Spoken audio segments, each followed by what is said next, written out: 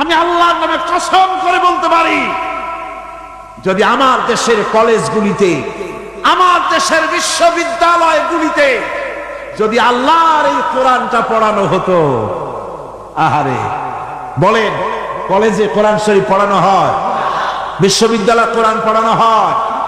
সব পড়ানো হয়, কিন্তু কোরআন পড়ানো হয় না।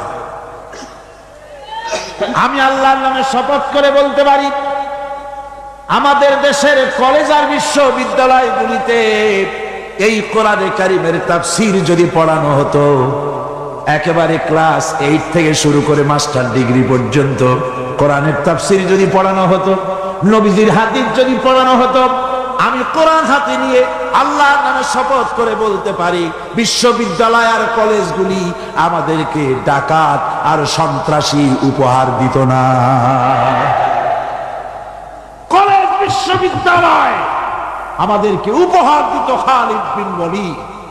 আমাদেরকে উপহার দিত গাজী সালাউদ্দিন, আমাদেরকে উপহার দিত শহীদ তিতুমির, টিপু সুলতান, শাহ মজনুন, এগুলি আমাদেরকে উপহার দিত।